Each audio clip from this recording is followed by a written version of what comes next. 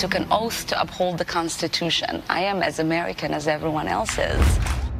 Somalia-born Ilhan Omar, who represents the Minneapolis area in the U.S. House of Representatives, is one of the first 2 Muslim women ever elected to Congress. The other is Rashida Tlaib of Detroit. I am so excited. I gotta do the...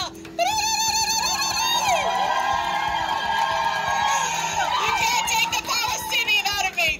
We're gonna go in there, we're gonna impeach the mother...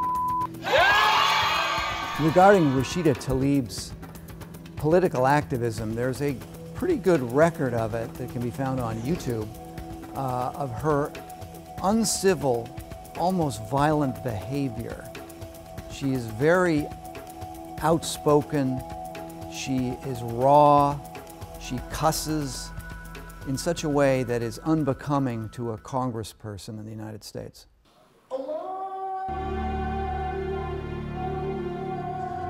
Ilhan Omar and Rashida Tlaib are equally outspoken, and when it comes to Islamic policy, they are leading the charge for cultural jihad in America. You guys are crazy! You're an animal!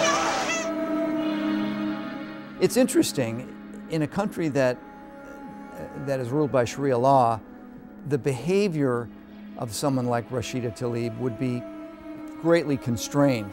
In recent months, these 2 Muslim congresswomen were invited to travel to Israel by a radical Muslim group to speak against Israel. But Israel wouldn't let them come in. Israel was correct in not letting her in because her goal was not to bring peace. Her goal was to advance the eradication of Israel. And no country should be allowed to bring in those who want to destroy it. Well, for people like Ilhan Omar and Rashida Tlaib, everything is politics. It's all politics, 24 hours a day, 7 days a week. They are opposed to Israel, they support BDS, and they would use that platform to undermine Israel. BDS is an explicitly anti-Israel movement. It stands for boycott, divestment, and sanctions. And the BDS movement is supported wholeheartedly by Omar and Tlaib. Israel is surrounded by radical Islamic countries on many of its sides. So weakening Israel through the BDS movement is really an outrageous act. Furthermore, both Muslim congresswomen are on record in opposing ICE and arguably in opposing secure borders for the U.S. Representative Omar and Representative Tlaib, they don't like America, they want to change America. And you have to understand that that is inherent in fundamentalist Islam, where they have a superior view, that their goal is to ultimately come into countries and change them so that the Islamic views are superior.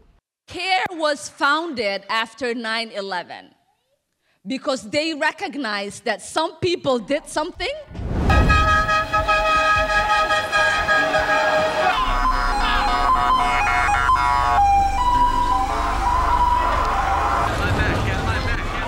She was obfuscating the fact that it was radical Islam that pulled that mass terrorist event off.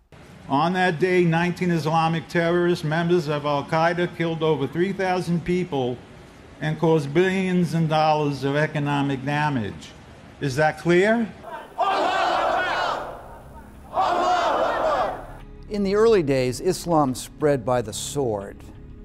But as time has passed, the Islamic authorities have recognized that they probably can be more successful through cultural jihad, that is, transforming the democratic nations of Europe and the United States through a long process to soften up our countries, take power as Omar and Tlaib have done, and from that platform continue the process of weakening the United States.